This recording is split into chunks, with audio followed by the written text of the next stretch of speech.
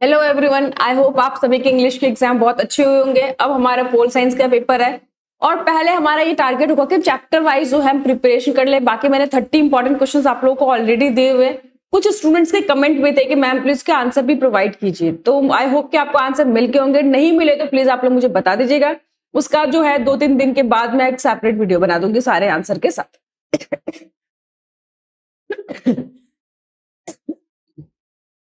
तो चलिए अब हम लोग क्या करते हैं, फटाफट न्यूज सेंटर्स ऑफ पावर जो है वो स्टार्ट करते हैं। पूरा एक रिवीजन करेंगे चैप्टर में, इसके इंपॉर्टेंट क्वेश्चंस देखेंगे।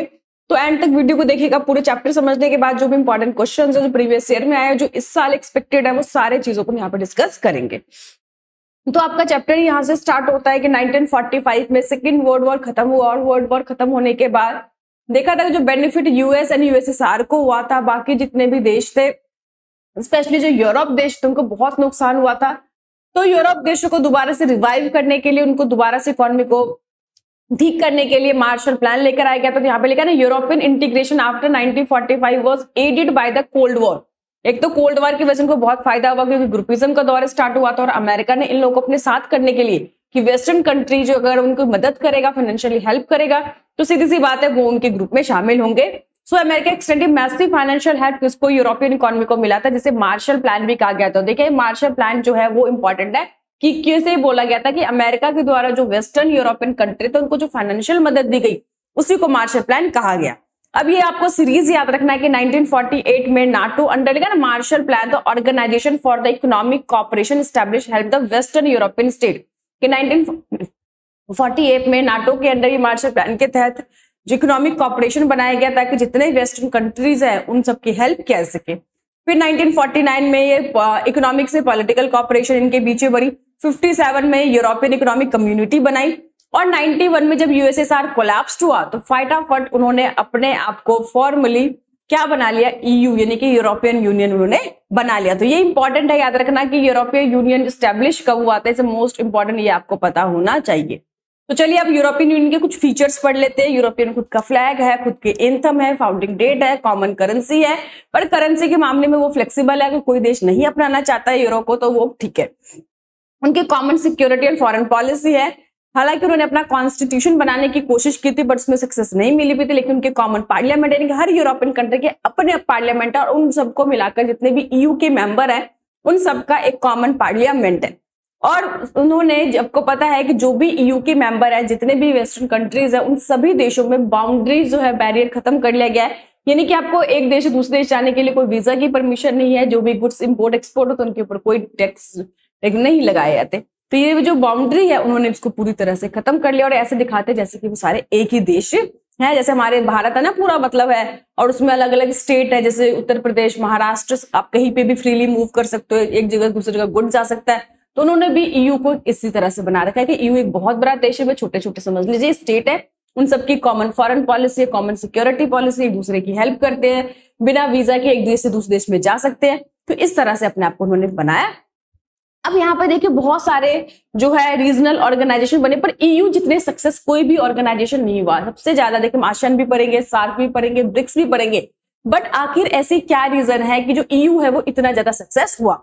तो सबसे पहले इसके पढ़ते इकोनॉमिक इन्फ्लुएंस। देखिए सबसे बड़ी बात है कि अगर वो ताकतवर है यानी कि फाइनेंशियली वो स्ट्रांग है, अमीर देश है, तो उसकी जो वैल्यू है सीधी सी बात है दूसरों देश से ज्यादा होगी। तो लिखा है EU is the world's largest second economy with GDP उसकी मोर देन 18 ट्रिलियन। यहाँ पे लिखा हुआ 2020 की फिगर की मैं बात कर रही हूँ। यहाँ पे अगर आप चाहे तो अपने गूगल से नया डेटा निकाल सकते हैं, वरना ये भी लिख देंगे क्योंकि बुक में कुछ खास ज्यादा।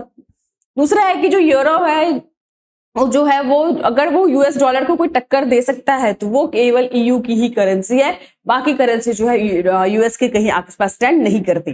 तीसरा अगर वर्ल्ड ट्रेड की बात करें तो जो अमेरिका से 3 टाइम्स लार्जर है, लेकिन यहाँ पे ये बात ध्यान रखना है कि अमेरिका एक देश है, यहाँ पे बहुत सारे कंट्रीज है, तो ये चीज आपको साथ में मान के चलना है। नेक्स्ट है पॉलिटिकल इन्फ्लुएंस। अगर हम पॉलिटिकल बात करें कि चलो ईयू हम जो इकोनॉमिकली बात करें तो हमने देखा उसकी जीडीपी बहुत ज्यादा है, उसकी जो करेंसी बहुत डोमिनेटेड है। उसके बाद जो वर्ल्ड ट्रेड की बात करें तो अमेरिका से 3 टाइम्स लार्जर वो ट्रेड करता है। अब हम पॉलिटिकल इन्फ्लुएंस की बात करते हैं कि पॉलिटिकली वो इतना प्रभावशाली कैसे बना। तो सबसे पहले इसमें 2 मेंबर, पहले मैं बता दूं आपको ब्रिटेन पहले था लेकिन एग्जिट कर गया, ब्रिटेन ईयू का मेंबरशिप छोड़ दिया क्योंकि उसे लगता है कि ईयू के मेंबर बनने से कोई से ज्यादा फायदा नहीं है। बल्कि उसको बहुत ज्यादा नुकसान है। ईयू के जो उनके कुछ कॉमन रूल्स होते हैं उसको फॉलो करना पड़ते हैं, और ईयू के मेंबर बनने के लिए हर एक देश को पैसा देना पड़ता है। उसे लगता है कि जितना पैसा मैं पे करता हूं उतना मैं कमाता भी नहीं हूं, तो मुझे ईयू के मेंबर में से कोई फायदा नहीं दिखा, वो फॉर्मली पूरी तरह से अलग हो चुका है। तो अब यहाँ पे आपको ब्रिटेन को काट देना है कि ब्रिटेन नहीं, अब केवल जो 5 परमानेंट मेंबर है यूएन सिक्योरिटी काउंसिल में, उसमें से केवल और केवल जो फ्रांस है वो ही अब परमानेंट मेंबर यहाँ पे है। दूसरा उसकी डिप्लोमेटिक जो पॉलिसी है, जो इकोनॉमिक इन्वेस्टमेंट है, यहाँ पे सबसे बड़ी बात देखो, अमेरिका क्या करता है, किसी जोर जबरदस्ती करके अपनी बात मनवाता है, पर ईयू के देशों की सबसे अच्छी बात ये नेगोशिएशन करते हैं, बातचीत करके अपनी बातों को मनवाते हैं। जैसे मान लो किस देश के साथ संबंध अच्छे बना है तो वहां पर जाकर बहुत ज्यादा इन्वेस्टमेंट कर देंगे, उनसे बातचीत करेंगे और उस तरह से उसको अपने अंदर इन्फ्लुएंस करेंगे, रेदर देन कि उसको कॉरसन यानी कि बल प्रयोग करके या अपने आर्मी यूज करके या हार्ड पावर, तो ये हार्ड पावर बिल्कुल भी यूज नहीं करते। नेक्स्ट बात करें मिलिट्री इन्फ्लुएंस की, तो इनकी जो कंबाइंड आर्मी फोर्स है वो सेकंड लार्जेस्ट है वर्ल्ड की, अमेरिका के बाद सेकंड नंबर पे इनके पास भी आर्मी है। बट यहाँ पे ध्यान रखना है ये एक देश नहीं है, इसमें बहुत सारे देशों का कॉम्बिनेशन है।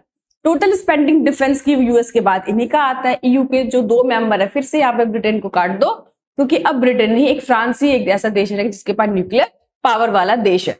तो देखिए इतनी अमीर देश है, पॉलिटिकल इतनी इन्फ्लुएंस है, मिलिट्री वाइज इतनी स्ट्रांग है, और सबसे बड़ी बात है इनके बीच में बहुत ज्यादा कॉपरेशन है, उनकी डिप्लोमेसी पॉलिसी बहुत ज्यादा, आपस में काफी मिलजुल कर रहते हैं। तो जो एक बहुत बड़ा मिसाल दिखाता है, और यही रीजन है कि इतने ज्यादा जो रीजनल जो ऑर्गेनाइजेशन बने सबसे ज्यादा सक्सेसफुल जो है ईयू यूरोपियन यूनियन बने। पर ऐसा नहीं है कि हर किसी के फायदे ही होते, हर एक ऑर्गेनाइजेशन की अपने कुछ लिमिटेशंस, कुछ प्रॉब्लम्स भी होती है, तो थोड़ा सा वो भी देख लेते हैं कि उनकी अपनी क्या प्रॉब्लम। सबसे पहले प्रॉब्लम है कि बहुत सारे एरियाज में जो मेंबर स्टेट है खुद के उनके फॉरेन रिलेशन है। देखिए हर एक देश के अपने कुछ फॉरेन रिलेशन होते हैं कि इन देश के साथ मुझे अच्छा रिलेशन रखना है, इनके साथ मुझे जाना है, तो कई बार इन चीज को लेके उनमें आपस में क्या होते हैं, वो कंफ्लिक्ट हो जाता है। जैसे एग्जांपल दे रखा है कि ब्रिटेन के जो प्राइम मिनिस्टर टोनी ब्लेयर थे वो अमेरिका के साथ थे, पार्टनर थे जब इराक इन्वेजन किया था, बट बहुत सारे जो ईयू के मेंबर थे जैसे जर्मनी, फ्रांस, उन्होंने अमेरिकन पॉलिसी को इसका विरोध किया था। यानी कि ईयू के अंदर ही कुछ जो मेंबर थे वो अमेरिका के साथ थे और ईयू के कुछ देश जो है वो अमेरिका के अगेंस्ट थे। तो अपनी खुद की अपनी एक फॉरेन पॉलिसी होती है, अपने रिलेशनशिप होते हैं, उसके हिसाब से इनके आपस में कई बार कंफ्लिक्ट होती है। दूसरा मैंने बताया कि इसमें डीप स्टेट यानी ना यूरोस्पेक्टिज्म, यूरोपेक्टिज्म का मतलब है कि कुछ देश जो है कॉमन करेंसी को मानने को तैयार नहीं, स्पेशल डेनमार्क, स्वीडन, वो कहते हैं हम कॉमन करेंसी को नहीं मानेंगे। पर इसके मामले में ईयू जो फ्लेक्सिबल है उसके लिए उन्होंने कहा ठीक है अगर आप नहीं मानना चाहते तो कोई बात नहीं, इसमें कोई जोर जबरदस्ती नहीं है। तो इस तरह की जो कुछ उनकी अपनी प्रॉब्लम्स को देखा गया। तो ओवरऑल फिर भी इतनी लिमिटेशन जो बहुत कम है और जो बेनिफिट्स है वो बहुत ज्यादा है, इसीलिए ईयू को हम सक्सेसफुल रीजनल ऑर्गेनाइजेशन के रूप में जानते हैं। तो पूरा ईयू के बारे में देखिए क्वेश्चन आ सकता है कि ईयू किस तरह से इतने कम टाइम में इतना इन्फ्लुएंशियल ऑर्गेनाइजेशन बना, ईयू के क्या अपने फीचर्स है, मार्शल प्लान क्या था। तो ये सारे क्वेश्चंस के लिए आपको अच्छे से करना है। मैंने कोशिश की कि थोड़ा छोटा ही बनाऊं क्योंकि पूरा हम रिवीजन कर रहे, पूरे चैप्टर नहीं कर रहे, ताकि जो मेन चीजें हैं वो आपको पता होनी चाहिए कि पूरा एक बार लाइन टू लाइन एनसीईआरटी पढ़ने के बजाय जो मेन चीजें उसको पढ़ ले, बाकी की जो साइड की लाइंस होती है वो खुद भी हम बना सकते हैं। तो दूसरा जो हमारा ऑर्गेनाइजेशन है आसियान, तो देखिए फुल फॉर्म आपको पता होना चाहिए, association of south east Asian nation. तो आसियान स्टैब्लिश कब हुआ था, देखा आपको दिख रहा है आपको कि 1967 में हुआ था 5 देशों के द्वारा। इसमें इंडोनेशिया, मलेशिया, फिलीपींस, सिंगापुर और थाईलैंड था। इसका ऑब्जेक्टिव क्या है, देखो ऑलमोस्ट किसी के भी ऑब्जेक्टिव पूछे, जो भी रीजनल ऑर्गेनाइजेशन है, चाहे वो सार्क हो, चाहे आसियान हो, चाहे ईयू हो, चाहे ब्रिक्स हो, अगर कॉमन आप पॉलिसी बना के याद कर लो, ऑब्जेक्टिव उनके बना लो। सबसे पहला क्या था, इकोनॉमिक ग्रोथ एंड डेवलपमेंट। दूसरा क्या है, कह रहा है कि रीजनल पीस एंड स्टेबिलिटी। सभी देश चाहते हैं कि इनके जो शांतिपूर्ण रहे, क्योंकि देखो जब पीस होगा, शांति होगी, तो सीधी सी बात है डेवलपमेंट ऑटोमेटिकली आएगी। तो ये चीजों पे उन्होंने बहुत ज्यादा ध्यान दिया था। उसके बाद इनके जो है 2003 में आसियान कम्युनिटी स्टैब्लिश की गई, 3 pillars. ASEAN security community, security से नाम में समझ में आ रहा है कि ये बेसिकली क्या है कि जो भी डिफेंस है, सिक्योरिटी, उनसे रिलेटेड बात करें। दूसरा बनाया गया था आसियान इकोनॉमिक कम्युनिटी। ये क्या कर रहे थे, धीरे धीरे चाहते थे कि जिस तरह से ईयू ने अपने ट्रेड बैरियर्स खत्म कर लिए, बाउंड्री बैरियर्स खत्म कर लिए, वो भी इस तरह से काम करने के तैयार थे। सोशल और कल्चर कम्युनिटी, ये तीनों कम्युनिटी आपको याद रखना, 2003 में आसियान कम्युनिटी इसको बनाया था। देखिए स्टार्टिंग में तो 5 मेंबर थे, लेकिन बाद में इसके बढ़कर 10 मेंबर हो गए थे। और आसियान का कई बार पूछता है कि आसियान वे क्या है। देखिए आसियान जिस तरह से अपने आप को कॉपरेट करता है, एक दूसरे की मदद करता है, एक दूसरे की हेल्प करता है, ये अपने आप में बहुत ही काबिले तारीफ है। स्टार्टिंग में देखिए जब कोल्ड वॉर एरा चल रहा था 1991 तक, भारत ने आसियान देशों से इतना ज्यादा ट्रेड नहीं किया, लेकिन अब जो है धीरे धीरे भारत का ट्रेड काफी ज्यादा आसियान देशों के साथ बढ़ रहा है। अमेरिका भी इसमें काफी पार्टिसिपेट कर रहा है, चाइना पार्टिसिपेट कर रहा है। तो कई बार पूछते हैं क्या आसियान आज के कंटेस्ट में क्या ये रेलिवेंस है या नहीं है, ये इंपॉर्टेंट क्वेश्चन मैंने दिया भी था। तो ये बहुत ज्यादा रेलिवेंस है क्योंकि आसियान के साथ बड़े बड़े जो पावरफुल देश है वो उनसे जुड़ रहे हैं, वो उनके साथ ट्रेड कर रहे हैं। ये एक ऐसा प्लेटफॉर्म बन गया जहां पे एशियन कंट्री के लोग आपस में बैठ के बातचीत कर सकते हैं, प्रॉब्लम को डिस्कस कर सकते हैं। तो इसी कारण से ये जो है आज के टाइम में बहुत ज्यादा इंपॉर्टेंट रखता है, इसकी अपनी रेलिवेंस अपनी इसकी इंपॉर्टेंस है। तो क्या इंपॉर्टेंस है बेसिकली वो आपको समझाना है। चलिए थर्ड हमारी जो ऑर्गेनाइजेशन है वो है सार्क, ये भी इंपॉर्टेंट है, the south Asian association for regional cooperation. तो ठीक है, इसके तो मेंबर्स आपको सबसे पहले पता होना चाहिए। 8 मेंबर्स है, इंडिया, पाकिस्तान, भूटान, नेपाल, श्रीलंका, बांग्लादेश, मालदीव एंड अफगानिस्तान। तो बने कब थे ये 8 दिसंबर 1985 में। इसका हेडक्वार्टर कहाँ पे, नेपाल के काठमांडू पे। ठीक है, तो चलिए अब देखते हैं भैया ये भी क्यों बने थे। तो अब थोड़ा सा समझ लेते हैं कि सार्क भी regional initiative by the south Asian देशों का देखा देखी होते हैं ना कि चलो भाई हमारे ईयू बन रहे हैं, आसियान बनेंगे, तो सीधी सी बात है आपको कहेगा ईयू तो भैया 1992 में बने थे। ठीक है, फॉर्मली वो बने थे, बट काम का जो प्रोसेस है वो तो ऑलरेडी पहले स्टार्ट हो गया था ना। समझ में आई कि नहीं। तो ये भी सोचते थे कि जिस तरह से जब दूसरे देश, पड़ोसी देश मिलकर आपस में एक ऑर्गेनाइजेशन बना ले, रीजनल ऑर्गेनाइजेशन, एक दूसरे को सपोर्ट करे, एक दूसरे की हेल्प करे, तो क्यों ना हम भी कुछ ऐसे ऑर्गेनाइजेशन बनाए, एक ऐसा एक मंच बनाए जहां पे हम सब आपस में खुलकर मिलकर बात कर सके, अपनी प्रॉब्लम को डिस्कस कर सके, एक दूसरे को हेल्प करें। तो वही है कि सार्क देशों ने इस तरह से कॉपरेशन किया। मल्टीलेटरल मीन्स कि political differences SAARC has not much success. लेकिन यहाँ पे पॉलिटिकल डिफरेंस के कारण, यहाँ पे पॉलिटिकल डिफरेंस क्यों है आपको सबको पता है कि जितने भी साउथ एशियन कंट्रीज हैं इन सभी देशों में पॉलिटिकल स्टेबिलिटी अलग अलग है। कहीं पे डेमोक्रेसी है, कहीं पे डिक्टेटरशिप है, कहीं पे मिलिट्री रूल है। और सबसे बड़ी बात इंडिया पाकिस्तान के जो रिलेशनशिप है और कैसे रिलेशनशिप है आप सभी को पता है। तो कहीं ना कहीं ये जो है सक्सेस ना होने का, एक दूसरे को डाउट की नजरों से देखने का, जिसके कारण सार्क के ऊपर बहुत ज्यादा नेगेटिव इम्पैक्ट पड़ा है। नेक्स्ट है कि सार्क मेंबर साइन, उन्होंने साफ्टा साइन किया था, यानी कि south Asian free trade agreement. जिस तरह से ईयू ने अपने ट्रेड बैरियर्स खत्म कर लिए, टैक्स खत्म कर दिया आपस में, तो वो चाहते थे कि हम भी इस तरह के कुछ मतलब करें। तो विच प्रॉमिस दैट कि formation of free trade zone for the whole South Asia, जितने भी साउथ एशियन कंट्री सभी के लिए फ्री ट्रेड जोन बनाना चाहते थे। तो साफ्टा साइन जो हुआ था 2004 में हुआ था, लेकिन वो इफेक्ट में कब आया, जनवरी 2006 में। तो ये सब चीजें आपको पता होनी चाहिए। इसका ऑब्जेक्टिव क्या है, तो देखिए ऑब्जेक्टिव के लिए मैं ये नहीं कहूंगी कि बार बार अलग अलग ऑब्जेक्टिव याद करें। देखो पढ़ने का एक कॉमन अच्छा स्मार्ट तरीका होता है, ठीक है, कि आप क्या करें, सबके फाउंडिंग डेट, सबके फुल फॉर्म, उसके मेंबर, उनके जो भी पिलर्स है, उन चीजों को याद कर लीजिए। और जो ऑब्जेक्टिव है वो तो कॉमन सभी के एक जैसे ही ऑब्जेक्टिव होंगे। अगर आप देखोगे ध्यान से तो क्योंकि एग्जाम में सारे तो आएंगे नहीं, कोई ना कोई एक ही पूछा जाएगा। तो एक कॉमन जो है ऑब्जेक्टिव आप लर्न कर लीजिए। कोई भी रीजनल ऑर्गेनाइजेशन आएगा तो हमको वही चीज लिखनी है, जैसे कि promote the welfare of the people south Asia, improve there quality of life. क्योंकि साउथ एशियन कंट्री में बहुत ज्यादा गरीब लोग हैं, वहां पे अनएम्प्लॉयमेंट, ठीक है, पॉवर्टी, इन सब की बहुत ज्यादा दिक्कत है। तो सबसे पहले चाहते थे कि वो लोग कि भी हमारे साउथ एशियन देशों में डेवलपमेंट आए और जो हमारे क्वालिटी ऑफ लाइफ है उसको इंप्रूव किया जाए। दूसरा टू एक्सीलरेट इकोनॉमिक ग्रोथ, सीधी सी बात है, इकोनॉमिक ग्रोथ को बढ़ाने के लिए, कल्चरल डेवलपमेंट के लिए, और कॉन्ट्रीब्यूशन म्यूचुअल ग्रोथ, यानी कि हम सभी का बेनिफिट हो सके, हम सभी एक साथ आगे बढ़ सके। इन सभी ऑब्जेक्टिव को अचीव करने के लिए बना था, पर अनफॉर्चुनेटली वो उतना सक्सेस नहीं हुआ। क्यों नहीं हुआ, तो उसके पीछे रीजन मैंने बताया, इंडिया पाकिस्तान के रिलेशन। तो सबसे पहले अगर आप चाहते हैं कि ये जो ऑर्गेनाइजेशन है सक्सेस हो, तो हमको क्या करना है कि इंडिया पाकिस्तान के रिलेशनशिप को ध्यान देना पड़ेगा। हालांकि भारत ने बहुत बार कोशिश किया है और अब जो है कोशिश करना भी शायद हमारी मूर्खता है, तो अब मैं इसके बारे में हम कुछ नहीं कहेंगे। पर जब हम आंसर बात करते हैं ना किसके, तो हमें एक पॉजिटिव व्यू रखना पड़ता है, ठीक है, प्रैक्टिकल चीज रियलिटी हमको पता है, पर हम नेगेटिव की बात नहीं कर सकते। हमेशा जो हमारा आंसर होना चाहिए, जो भी हमारा कहने का तरीका होना चाहिए, बहुत ही फ्यूचरिस्टिक, और उसमें के अंदर एक पॉजिटिवनेस होना चाहिए कि ठीक है ऐसा हो सकता है, चाहे वो हो चाहे ना हो, हमें इससे फर्क नहीं पड़ता। बट हम जब सोचेंगे तो एक पॉजिटिव तरीके सोचेंगे कि भारत और पाकिस्तान के रिलेशन अच्छे होने चाहिए, ताकि जो सार्क है वो सक्सेसफुली काम कर सके और उनके रिश्तों के कारण जो बाकी देश है उनको भी फायदा नहीं हो पा रहा है। तो इसके लिए हमें स्टेप्स उठाने चाहिए। चलिए, तो अभी हमारा हो गया नेक्स्ट, सबसे लास्ट में जो है ब्रिक्स। तो ब्रिक्स की फुल फॉर्म आपको पता होना चाहिए, क्योंकि बहुत सारे बच्चे बी से ब्रिटेन लिखते हैं, मेरे को मैसेज भी आता है कि मैम ब्राजील आपने है, ये ब्रिटेन है। तो भैया ब्रिटेन है, ब्राजील नहीं है, सॉरी ब्राजील है, ब्रिटेन नहीं है, ये आप क्लियरली बता दिया जाए। तो ब्रिक्स के जो एक्रोनियम है, बी से ब्राजील है, आर से रशिया है, आई से इंडिया है, सी से चाइना है, और एस से साउथ अफ्रीका है। तो ये आपको सबसे पहले पता होना चाहिए। ब्रिक्स जो है 5 मेजर देशों को बनाकर इकट्ठे बनेगा। तो इसमें याद रखना है कि ब्रिक्स इतना इंपॉर्टेंट क्यों है, क्या कि टोटल विश्व की पॉपुलेशन का जो 42% पॉपुलेशन है वो अकेले ब्रिक्स के मेंबर है, क्योंकि इंडिया चाइना जहां पे साथ आ जाएंगे तो भैया सीधी सी बात है कि 40% से ज्यादा तो पॉपुलेशन के पास ही विश्व की है। हाँ ठीक है।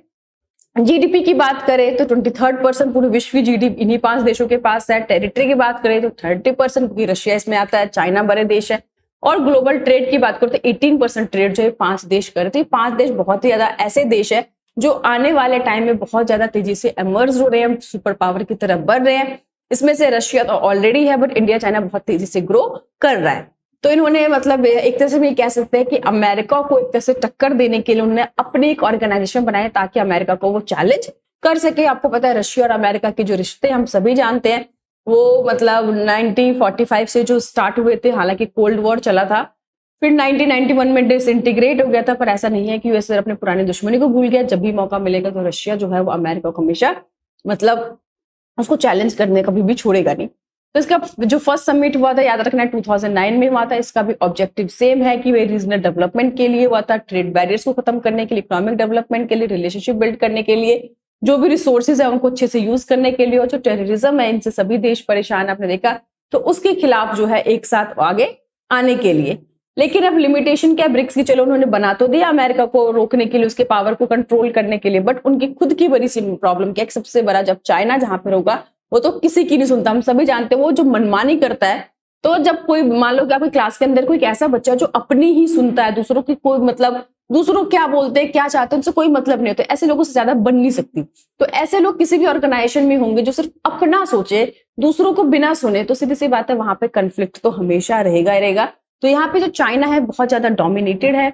दूसरा इनके बीच में क्या है, lack of mutual economic interest, यानी कि ये पांचों ने बनाया था कि हम एक दूसरे के साथ ट्रेड करें, एक दूसरे की हेल्प करेंगे, बट इन मेंबर कंट्री के बीच में जितना ट्रेड होता है उससे कहीं ज्यादा इनके दूसरे देशों से, नॉन मेंबर देशों से साथ ट्रेड होता है। तो इन्होंने बना तो लिया रशिया के कहने से, समझ लीजिए एक तरह से, बट इनके आपस में ना तो इतने अच्छे म्यूचुअल इंटरेस्ट है, ना ये ट्रेड करते हैं, ना एक दूसरे को सपोर्ट करते हैं। डाइवर्सिटी ऑफ कल्चर, यहाँ पे कल्चरल बहुत डिफरेंसेस, अगर यहाँ पे देखे चाइना को देखे, रशिया का कल्चर बिल्कुल अलग है, भारत का कल्चर बिल्कुल अलग है, ब्राजील का कल्चर अलग है, साउथ है।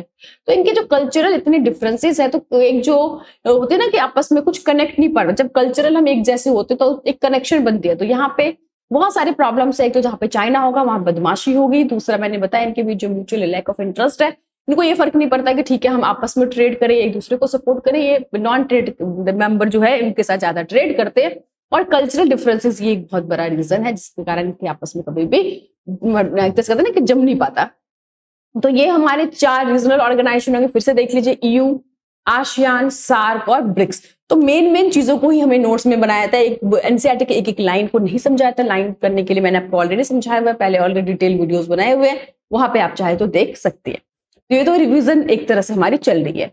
नेक्स्ट हम करेंगे why India is called emerging super power. भैया भारत को आपको पता है विश्व गुरु क्या आया था कि आने वाले टाइम में भारत जो है पूरे विश्व को रास्ता दिखाएगा।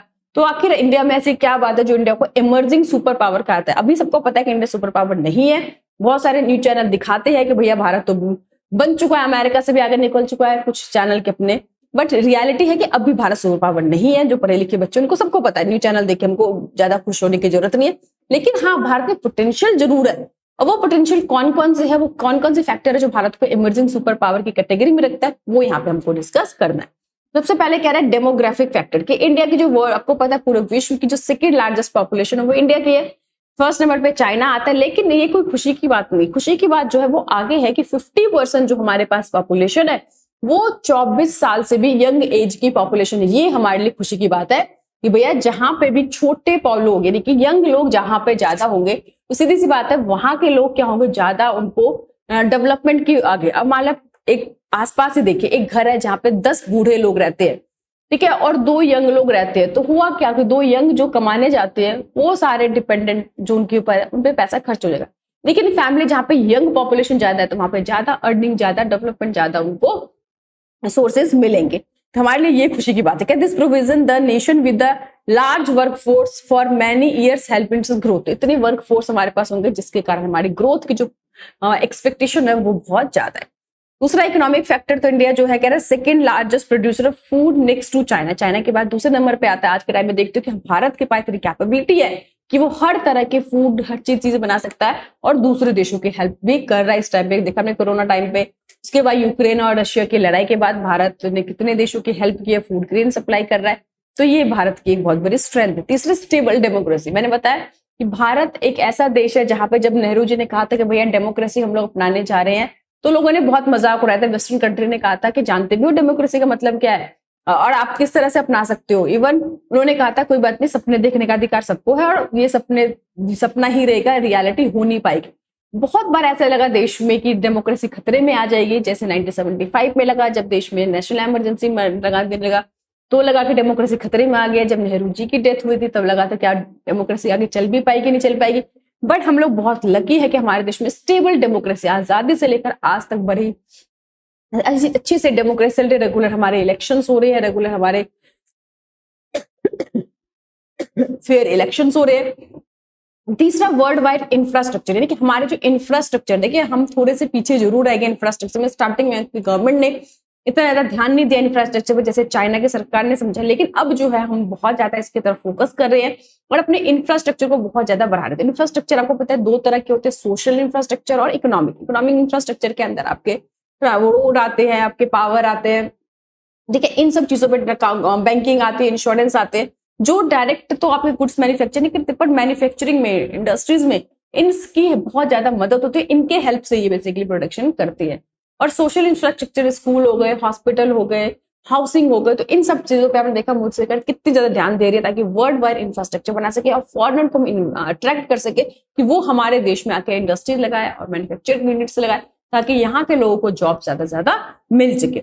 मिलिट्री फोर्स की बात करें, देखिए भारत के अंदर जो हमारी आर्मी है वो विश्व की हम कहते हैं सबसे अच्छी आर्मी है। इतनी ज्यादा देशभक्ति जो है किसी भी आर्मी में जाके देखने को नहीं मिलेगी। इवन जब हमारे देश के जो सोल्जर्स है, हमारे देश के जो भी आर्मी है, वो दूसरे देशों में जब प्रैक्टिस के लिए जाते हैं तो उनकी देश भावना को देख के दूसरे जो लोग हैं वो इंस्पायर होते हैं। तो हमें इस बात पे बहुत गर्व है कि हमारे पास इतनी सशक्त आर्मी है और इसी कारण से हम लोग चैन की नींद सो पाते हैं। कहते हैं कोई भी प्रॉब्लम होगी तो हमारे आर्मी जो है मतलब हर जगह बॉर्डर पे इतने तैनात है कि कोई भी जो बाहरी जो अटैक है वो तो खैर हमारा कभी हो ही नहीं सकता। तो ये जो है हम लोगों की बहुत बड़ी स्ट्रेंथ है, बहुत बड़ी शक्ति है। जब जब ये मौका मिला हमारे जो जवानों ने करके इसको दिखाया है तो इस पे हम सबको गर्व होना ही चाहिए।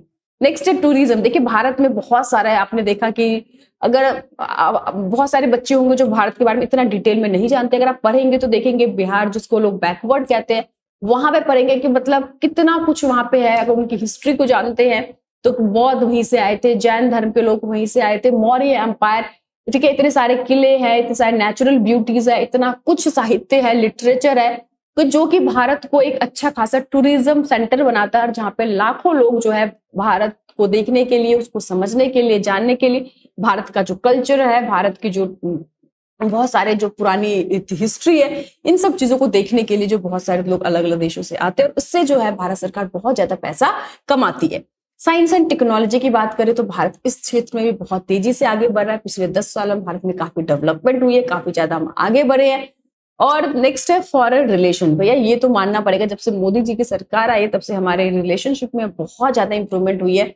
अब आप लोग खैर पता नहीं चल रहा होगा, लेकिन जो लोग विदेशों में रहते हैं उनसे पूछ ले, वो खुद कहते हैं मोदी सरकार के आने के बाद उनकी खुद की इज्जत बढ़ गई है विदेशों में, क्योंकि वो भारतीय है। समझ में आएगी नहीं है? अभी आपने देखा हाल ही में जो यूक्रेन में जो वॉर हुआ था, कि देखा आपने कि मोदी सरकार ही एक ऐसे मतलब थे कि जिन्होंने 6 घंटे युद्ध को रुकवाया और दोनों ही सरकार से बात करके एक एक बच्चे को सही सलामत अपने घर में लेकर आए। तो भैया ये फॉरेन रिलेशन के ही कारण हो सका है, वरना संभव नहीं था। इवन देखा पाकिस्तान के जो बच्चे थे वो खुद इंडिया का झंडा ले लेके बैठे हुए थे ताकि उनको सही सलामत उनको छोड़ा जा सके। तो ये मोदी सरकार की बहुत बड़ी अचीवमेंट है, बहुत बड़ी ताकत है। तो ये इस तरह के जो लोग, बहुत लोग कमेंट करते बताते हैं कि आप मोदी सरकार की भक्त है। जी नहीं, मैं किसी की भक्त नहीं हूँ। जो सरकार अच्छा काम कर रही है उनकी तारीफ करने में शर्म नहीं करनी चाहिए। कोई भी, अगर कांग्रेस कोई अच्छी पॉलिसी बनाते है या आम आदमी पार्टी, तो हमें उन सबको तारीफ जरूर करना चाहिए ताकि हमारे जो यंगस्टर है, जो हमारे बच्चे हैं, उनको पता होना चाहिए कि देश में सरकार किस तरह से एक्टिवली काम कर रही है। और किसी पार्टी को सपोर्ट करना कोई यहाँ पे बताने का एम नहीं है। चलिए, तो आपको समझ में आ गया कि इंडिया को सुपर पावर क्यों कहा जाता है। अभी है नहीं, बट इमर्जिंग सुपर पावर कहा जाता है। लेकिन चलिए हम मानते हैं इंडिया के पास पॉपुलेशन बहुत ज्यादा है, इंडिया बहुत बड़ी इकॉनमी है, लेकिन छोटा सा देश इजराइल, जिसको बहुत सारे मुस्लिम देश तो अभी भी उसको देश ही नहीं मानने को तैयार है, अगर आप वर्ल्ड मैप में देखेंगे तो इजराइल इतना छोटा सा दिखता है आपको, पहले आपको पता होगा कि यही इजराइल ही एक ऐसा देश है जहाँ पे ज्यूज लोगों को बेसिकली पूरे विश्व में जगह मिली रहने के लिए। तो आखिर इजराइल इतना छोटा सा देश, इतनी कम पॉपुलेशन वाला, उसको हम क्यों कहते हैं कि सुपर पावर नेशन में बन रहा है, धीरे धीरे जिस तरह से डेवलप कर रहा है। तो अब इसके पीछे भी हम रीजन को जानते हैं। तो सबसे पहला इसकी साइंस टेक्नोलॉजी, ये बहुत बड़ी बात है। देखिए कि जो टेक्नोलॉजी है वो किसी भी देश को, किसी भी इंसान को बहुत ज्यादा आगे ले जाती है, और ये चीज इजराइल ने प्रूव कर दिया। इजराइल की जो आर्मी है वो पूरे विश्व में बहुत ज्यादा मतलब सशक्त आर्मी में से मान जाती है। उसकी खुद की जो इंटेलिजेंस है, ये बहुत, आपको पता है हर एक देश का अपना इंटेलिजेंस होता है। तो जिसका जो इंटेलिजेंस एजेंसी मोसाद है, आपको पता है ये अपने इंटेलिजेंस इतने ज्यादा खतरनाक है कि कहते हैं कि अगर पूरे विश्व में कहीं पर भी इनको अपना टारगेट सेट करना, तो अपने जो भी उनका टारगेट होता है, मिशन होता है, उसको कंप्लीट किए बिना, चाहे उसको करने में 20 साल, 30 साल, 25 साल, 50 साल लग जाए, बट अपने जो भी उनका मिशन है उसको वो पूरा करके ही दम लेते हैं। तो दुश्मन के, इनकी कहा जाता है कि दुश्मन को मतलब बेसिकली डर के मारे ही वो मर जाते जब उनको पता चलता है कि मोसाद एजेंसी उनके पीछे है। इजराइल की बात करें तो सेकंड नंबर पे आता है highest concentration of startup in the world after US. US के अंदर सबसे स्टार्ट, तो सोचिए वहां पे लोग जो है इतने ज्यादा टेक्नोलॉजी में इतने ज्यादा इंटेलिजेंट, देखो ज्यूज लोग वैसे भी इंटेलिजेंट होते हैं। आपने अल्बर्ट आइंस्टाइन सुना होगा जो अमेरिका में है, तो जिन्होंने बहुत बड़े साइंटिस्ट है, तो अल्बर्ट आइंस्टाइन भी ज्यूज ही थे। तो वो उनको शायद हमें लगता है कि विरासत में ही उनको इंटेलिजेंस मिली हुई है। तो कहते हैं कि जो इजराइल के अंदर बहुत ज्यादा स्टार्टअप्स हो रहे हैं। स्टार्टअप्स का मतलब है कि लोग नौकरी सरकार से नहीं मांग रहे, बल्कि खुद वो नौकरी को क्रिएट करे, जॉब को क्रिएट करे। ये बहुत अच्छी चीज है। नेक्स्ट है Israel the large exporter of defence equipment in the world. देखो इतनी छोटी सी देश है लेकिन हर तरह के जो इक्विपमेंट बनाते हैं, भारत में बहुत ज्यादा इक्विपमेंट से डिफेंस की ले रहा है। अगर हम बात करें ह्यूमन डेवलपमेंट इंडेक्स की, तो 18th नंबर पे आते हैं इतने सारे 200 देश में से, बहुत बड़ी बात है। रिसर्च एंड टेक्नोलॉजी की बात करें तो नंबर 1 पे आते हैं। सबसे ज्यादा स्किल्ड लेबर जो सप्लाई है वो यही इजराइली करता है। मैंने बताया इनके पास बहुत, वो क्वालिटी पे बिलीव करते, क्वांटिटी पे बिलीव नहीं करते। उनका बहुत बड़ी जनसंख्या नहीं, बहुत छोटे से देश है, लेकिन उन्होंने 7-7 अरब देशों को एक साथ सेट करके रखा हुआ है और युद्ध को जीत लेते, क्योंकि उनका बिलीव है कि हमारे पास छोटी पॉपुलेशन, तो कोई इतना क्वालिटी बनाया जाए कि भैया लाखों पे एक बंदा ही हमारा भारी पड़ जाए। समझ आए। 8th नंबर पे यूएन के मोस्ट पावरफुल नेशन में आते हैं, बहुत बड़ी बात है। इजराइल एक ऐसा देश है, बताया ना, कंप्लीट उसने अपने आप को एंटी बैलिस्टिक मिसाइल सिस्टम से प्रोटेक्ट कर रखा है। मैंने रीजन बताया था कि सीधी सी बात है कि उनके जो पड़ोसी देश है उनको शांति से नहीं जीने देते, तो उनके पास ऑप्शन भी क्या है कि, और पूरे विश्व में अगर ये यहाँ से उजड़ गए तो इनके पास कहीं पे कोई ऐसा जगह नहीं है जहां पर खुद को बसा सके। तो कहता ना कि मरता क्या ना करता। तो इजराइल इसीलिए उसको पता था कि मुझे अगर सर्वाइव करना है तो मुझे लड़ना ही पड़ेगा, और इसी कारण से सभी लोगों ने अपने आप को इतना स्ट्रांग बना रखा है, इतना ज्यादा उन्होंने अपने आप को कैपेबल बना रखा है कि आज जो है वो बेसिकली सुपर पावर की कैटेगरी में उसको काउंट किया जाता है। तो आई होप आप लोग समझेगा, नहीं तो स्क्रीनशॉट ले लीजिएगा, ये बहुत इंपॉर्टेंट क्वेश्चन है।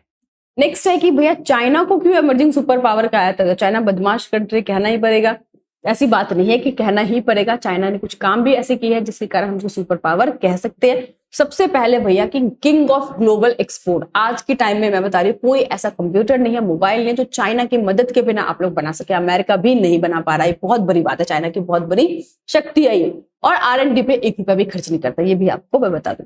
नेक्स्ट है कि early 90s era China began to promote this indigenous products. Indigenous मतलब अपने घर के, हम जो local for vocal for local, जो अब हमने कहना स्टार्ट किया, मोदी जी ने अब कहना स्टार्ट किया, भैया उनके 1980 में स्ट्रेटेजी उन्होंने बना लेते कि हम अपने गुड्स को ही यूज करेंगे, अपने बनाए। आपको पता है ना, अमेरिका या दूसरे जो व्हाट्सएप है या हम लोग यूट्यूब है या बहुत सारे जो पेटीएम है, अलग अलग हम ऐप यूज करते हैं पेमेंट्स के लिए, एंटरटेनमेंट के लिए। उन लोगों ने, चाइना किसी भी दूसरे देश के ऐप यूज नहीं करता, सबको बैन कर रखा है अपने देश में। अपने जो चीज है उसी को यूज करता है। चाइना आपको पता है मासिव प्रोडक्शन के लिए जाना आता है, बड़ी मात्रा में चाइना सामान बनाता है, और इसी कारण से उसकी पर यूनिट कॉस्ट इतनी सस्ती आती है कि कोई भी मार्केट में उसके आगे कंपटीशन प्राइस में स्टैंड नहीं कर पाता और वो मार्केट से खत्म हो जाता है। नेक्स्ट है उसके यहाँ पे स्टेबल गवर्नमेंट है। मैंने बताया था कि वहां पे 1 पार्टी सिस्टम है, इसीलिए बिजनेस के जो दूसरे देशों से इतना ज्यादा बिजनेस वो अपने बिजनेस में ले पाता है, क्योंकि स्टेबल गवर्नमेंट है। तो दूसरे देशों को, इन्वेस्टर्स को बड़ा माइंड रिलीफ रहता है कि यहाँ पे हमें बार बार जो गवर्नमेंट बदलने की चिंता नहीं, एक बार गवर्नमेंट सेटिंग हो गई तो काफी टाइम तक बिजनेस को हम कर सकते हैं। दूसरा मैंने बताया कि बहुत लार्जेस्ट पॉपुलेशन और कॉस्ट इफेक्टिव लेबर है उनके पास। यानी कि मान लीजिए हम 10,000 दे रहे मतलब अपने लेबर को सैलरी, तो वो 10,000 में 10 यूनिट्स बनाएंगे, तो वो 10,000 रुपए पे करके भैया जो 10 बनाएंगे तो वो 20 यूनिट्स बनाएंगे। यानी कि समझ में आए कि लेबर जो है इतने एफिशिएंट है, इतने ज्यादा काबिल है कि उनका कॉस्ट इतना कम पड़ता है। वर्ल्ड क्लास के इंफ्रास्ट्रक्चर की बात कर रहे हैं। अब हम कह रहे हैं कि बुलेट ट्रेन, बुलेट ट्रेन में सपने देख रहे हैं, भैया बुलेट ट्रेन कब का चलाकर छोड़ चुके हैं। एजुकेशन सिस्टम की बात करें तो हमारे देश में आज भी आउटडेटेड तरीके से बस रट लो, जो ज्यादा रट गया तो उतना बड़ा टॉप करेगा, कम रटे तो आप फेल हो जाओगे या आपके कम मार्क्स आएंगे। वहां पे रटाई पे ध्यान नहीं देते, यानी कि सिर्फ लर्न करो। वहां पे जो है बेसिकली जो एजुकेशन सिस्टम बहुत ही एफिशिएंट है। स्किल डेवलपमेंट बच्चों को ये होता है कि ट्रेनिंग प्रॉपर दी जाती है कि कैसे काम एक्चुअल में होता है, बचपन से उनको करके दिखाया जाता है। दूसरा, गवर्नमेंट और वहां पे इंडस्ट्री काफी करीब एक दूसरे के, काफी पार्टनरशिप है। यानी कि अगर मान लीजिए कि अमेरिकन गवर्नमेंट को किसी दूसरे देश में जाना पड़ता है, वहां से किसी बड़े कॉन्ट्रैक्ट को लाना पड़ता है, तो सरकार हिचकिचाते नहीं है, वो वहां पे जाएगी, डील साइन करके आएगी और बिजनेस ओनर को दे देगी, चलो जी आप अपना काम करो। हमारे देश में अगर ऐसा हो गया तो भैया मोदी सरकार को जीने ही नहीं देगा। तो वो चीज, वो लोग काफी ज्यादा बिजनेस हाउसेस से जुड़े होते हैं। उसके बाद बात करें चाइना की, तो सीधी सी बात है, उनको एक्सपर्टीज और एक्सपीरियंस दोनों ही बहुत ज्यादा, क्योंकि कर करके उन्होंने बहुत कुछ सीखा है। तो इसी कारण से चाइना को बेसिकली सुपर पावर इमर्जिंग कहा जाता है। पर चाइना सुपर पावर, चाइना की साइंस और टेक्नोलॉजी पीछे बहुत काम कर रहा है चाइना, तो चाइना जो है बहुत आगे वो निकल रहा है। अब रशिया की बात करें तो रशिया हमको पता है कि largest country in the world by land mass है, लेकिन सबसे ज्यादा लैंड जो है किसी देश के पास है तो वो कौन है? रशिया के पास है। सेकेंड लार्जेस्ट मिलिट्री की बात करें तो किसके पास है? रशिया के पास है। सेकेंड पावरफुल कंट्री की बात करें अमेरिका के बाद तो रशिया के बाद है। रशिया की देखो डिप्लोमेसी बहुत खतरनाक है, सबसे बड़ी खतरनाक आपको यहां से दिखता है कि भैया बहुत मुश्किल है कि भारत और चाइना दोनों के साथ उसने बैलेंस और रिलेशनशिप बना रखी है ना, ये बहुत ही काबिले तारीफ है। जब 1962 में आपको पता हो कि हमारा चाइना वॉर हुआ था, तो सीधी सी बात है रशिया यानी कि यूएसएसआर था, उसने हाथ जोड़ लिया चाइना के भी, भारत के, भैया मैं इस बीच में नहीं आऊंगा। तो जब भी मान लो कि हमारे और चाइना के मतलब प्रॉब्लम आती है, तो रशिया इतने डिप्लोमेटिक तरीके से न्यूट्रल रहकर वो अपने दोनों तरफ से रिश्ते को बैलेंस करने में सक्षम होता है। ये बहुत बड़ी बात है। ये व्लादिमीर पुतिन जो है वो बहुत ज्यादा मतलब इस मामले में, डिप्लोमेसी के मामले में तो खैर इनको कोई भी छोड़ नहीं सकता। उसके बाद आपको पता है कि 1991 में जब यूएसए डिसइंटीग्रेट हो गया, तो 10 सालों के लिए यूएसएसआर जो रशिया है वो काफी पीछे रह गया था। लेकिन जब से व्लादिमीर पुतिन जो है वो देश के प्रेसिडेंट बने, तब से जो है वो काफी ज्यादा रशिया आगे बढ़ा और मोस्ट इन्फ्लुएंशियल प्रेसिडेंट के रूप में उनको जाना जाता है। आप लोगों ने भी देखा होगा उनकी डेयरिंग फोटो, उनके डिप्लोमेसी, उनके जो बात करने का तरीका है, पूरे विश्व में बहुत ही सबसे ज्यादा मतलब फेमस पॉपुलर नेता के रूप में उनको जाना जाता है। नेक्स्ट, एशिया के पास नेचुरल गैस है, पेट्रोल इतनी ज्यादा है कि भैया हर यूरोपियन कंट्री को उसकी जरूरत है, और ज्यादा ही कुछ मतलब इसके खिलाफ जाएगा तो सीधी सी बात है सप्लाई देने से रोक देगा। तो ये जो कुछ चीज पे आपकी मोनोपोली है, तो उसका जो पॉजिटिव इंपैक्ट है वो तो खैर देशों पे पड़ता ही पड़ता है। तो ये हमारे जो मेन थे चैप्टर कंप्लीट हो चुका है। अब हम कुछ इंपॉर्टेंट क्वेश्चन की तरफ जल्दी से आगे बढ़ते हैं। तो पहला ही क्वेश्चन है, मोस्ट इंपॉर्टेंट क्वेश्चन है, लिख लो चाहे स्क्रीनशॉट ले लो, जो मर्जी करो। It's most important question, explain the factors responsible for the rise of Chinese economy. देखिए इकोनॉमिक्स में अगर किसी बच्चे के पास है तो उसने पढ़ा होगा कि हम 1947 में आजाद हुए, पाकिस्तान हमारे साथ ही इंडिपेंडेंट हुआ, 1949 में कम्युनिस्ट गवर्नमेंट स्टार्ट हुई चाइना में, 1980 तक ऑलमोस्ट हम तीनों कंट्री जो थे एक साथ ही थे, कोई ज्यादा डिफरेंस नहीं था। पर 1980 के बाद चाइना ने जिस रेट से ग्रो किया, ये सच में बहुत काबिले तारीफ है। तो वो पूछ रहे वो आखिर कौन कौन से फैक्टर रिस्पॉन्सिबल है कि जो चाइनी इकोनॉमी इतनी तेजी से ग्रो करी है। सबसे पहले कहना China is third major alternative centre of power, क्योंकि फर्स्ट नंबर पे हम अमेरिका, सेकंड पे रशिया और थर्ड अगर कहें तो आज की डेट में चाइना को ही कहा जाता है। जब फास्टेस्ट ग्रोइंग इकोनॉमी बहुत तेजी से भाग रही है China, it one time was based on Soviet model, एक टाइम पे वो सोवियत मॉडल पे बेस्ड है, then that time it broke all links with the capitalised word. जितने भी कैपिटलाइज्ड वर्ड थे सभी वर्ड से रिश्ता तोड़ चुका था, आइसोलेशन की पॉलिसी अपनाई थी उसने। बट ये फैक्टर जो है उसके लिए ज्यादा सक्सेस नहीं हुआ और उसने कुछ ही टाइम के बाद देखा कि भाई ये जो मॉडल है बिल्कुल भी काम नहीं कर रहा। आइसोलेशन को उसने खत्म करने का सोचा और फिर किस तरह से उसने कहा ना, use of Soviet model, China accepted the Soviet model and relied on it's resources. China decided to substitute the import by domestic goods and create state-owned heavy industry from capital produced by agriculture. Development industrial economy, सबसे बड़ी बात क्या, उसने उस जमाने में जब हम लोग धर्म के आधार पर लड़ते थे, वो लोग जो है बेसिकली अपने इंडस्ट्री को बहुत ज्यादा उन्होंने ध्यान दिया उसके ऊपर, और जो इतने भी सिटीजन थे उनके हेल्थ के ऊपर, उनके एजुकेशन सेक्टर पर उसी टाइम से वो काम करने लगे थे। पॉपुलेशन कंट्रोल करने के लिए उन्होंने वन चाइल्ड पॉलिसी अपनाई, it's most important. like relation with USA, China establish relation with the USA 1972, ये मोस्ट इंपॉर्टेंट है। देखिए यूएसए के साथ उसने रिलेशनशिप बनाकर जो आइसोलेशन थी, जो पूरी तरह से उसने अब किसी भी देश के साथ जो रिलेशन खत्म कर लेते उसको उसने खत्म कर दिया। और एग्रीकल्चर हो, चाहे इंडस्ट्री हो, चाहे मिलिट्री हो, चाहे स्पेस और टेक्नोलॉजी, सभी में उसने मॉडर्नाइजेशन के बारे में सोचा। मेजर पॉलिसी अनाउंस की, जैसे ओपन डोर पॉलिसी जो कब की 1978 में।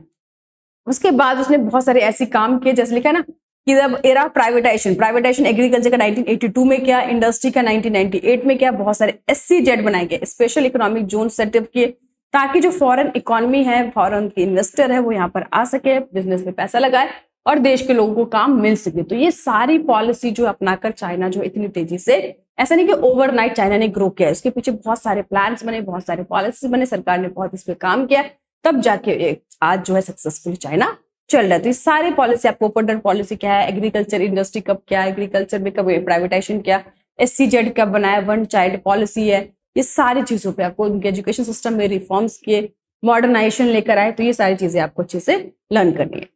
Next, taking in spite of improvement Chinese economy, there have been negative consequences affecting the people of China. Mention if such 4 consequences. देखिए कितनी बार एग्जाम में क्वेश्चन आया हुआ है कि हमने कहा कि चाइना की इकोनॉमी बहुत डेवलप हुई, बहुत ज्यादा ग्रो की, पर ऐसा नहीं है कि कुछ उसके नेगेटिव इंपैक्ट तो भैया पड़ते ही है। हर एक देश के लोगों को उसका पॉजिटिव इंपैक्ट पड़े, ऐसा नहीं होता, ये चीज हमको समझनी पड़ेगी। तो कौन कौन से 4 ऐसे नेगेटिव कॉन्सिक्वेंस उसकी इकोनॉमी में पड़े? तो सबसे पहले क्या कि benefit of the reforms have not been equally received, यानी कि आपको सभी को पता है, तो भारत के हर जगह प्रॉब्लम है कि जो भी बेनिफिट हुआ इकोनॉमी का सभी लोगों तक इक्वली नहीं पहुंचे, कुछ लोग बहुत ज्यादा रहे। कह रहे अप्रॉक्स 100 मिलियन पीपल जो अभी भी वहां पे अनएम्प्लॉयड है, लोगों कहने को तो वहां पे कहते हैं कि चलो बहुत जॉब है, बहुत प्रोडक्शन हो रहा है, बट अभी भी बहुत सारे लोग जो वहां पे अनएम्प्लॉयड है। दूसरा, फीमेल एम्प्लॉयमेंट की बात करें तो काम करने का जो उनका कंडीशन है वो तो बहुत पुअर है। आज भी आपको पता है कि चाइना के अंदर काम करने का जो कंडीशन है बहुत बुरी है, स्पेशल महिलाओं के लिए। कि यूरोप देशों में जो 18th सेंचुरी में होता था, 18th-19th सेंचुरी में, चाइना के अंदर आज भी ऐसी बुरी कंडीशन में लोग वहां पर काम कर रहे हैं। करप्शन बहुत ज्यादा, देखो वन पार्टी सिस्टम होगा तो करप्शन होगा ही होगा, ये इसको तो आप मानकर चलिए। फिर है कि ना, there is a rise in economic inequality between rural और urban resident and coastal inland province. कि वहां पर जो करप्शन ज्यादा है, इन्फ्लेशन बहुत ज्यादा होगी, सीधी सी बात है, तो वहां पे होगा कि वहां पे इनइक्वालिटी, यानी कि अमीर और गरीबों के बीच में बहुत डिफरेंस है। अमीर जो है बहुत अमीर हो गए, गरीब को ज्यादा पॉलिसी से फायदा नहीं हुआ है। तो ये सारी प्रॉब्लम्स है। नेक्स्ट है कि क्वेश्चन है कि व्हाट इज आसियान वे। मैंने कहा था ना, जो आसियान है बहुत वे मतलब क्या है, इसके 2 ऑब्जेक्टिव तो पहले ही बता चुकी थी। तो ये आसियान वे है क्या, कह रहे हैं ना, ASEAN way is a kind of interaction which is informal, unofficial, non confrontation and cooperative. देखो उन्होंने इस बात पे ध्यान नहीं दिया कि ऑफिशियल है, ठीक है, अनऑफिशियल है, फॉर्मल है, इनफॉर्मल है।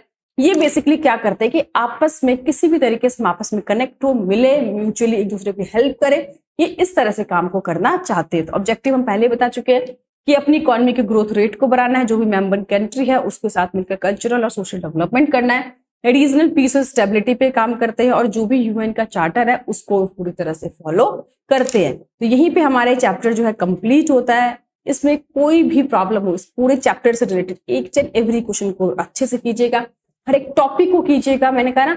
लेकिन मैंने यहाँ पे थोड़ा ब्रीफ में इसलिए बताया कि जो ऑलरेडी मैं लाइन टू लाइन चैप्टर को समझा चुकी हूँ, उसके लिए आप दूसरी वीडियो को देख सकते हैं। फिर भी आपके मन में किसी तरह से रिलेटेड कोई भी प्रॉब्लम हो, क्योंकि अभी हमारे पास दिन ज्यादा है, तो मैं कोशिश ये होगी कि एक दिन में एक चैप्टर एटलीस्ट अच्छे से हम लोग कर ले, क्योंकि आप लोग दूसरे चैप्टर से, दूसरे सब्जेक्ट से उस पर भी फोकस कर सकते हैं। लेकिन अभी 24 को, तो 18 के बाद हम लोग रेगुलर जो है कंबाइन रिवीजन को स्टार्ट करेंगे। अभी हमारा टारगेट है कि चैप्टर वाइज हम लोग 5-6 दिन कंप्लीट कर लेते हैं। फिर भी कोई भी दिक्कत हो, प्रॉब्लम हो, आप लोग मुझे कमेंट कर सकते हैं। Thank you.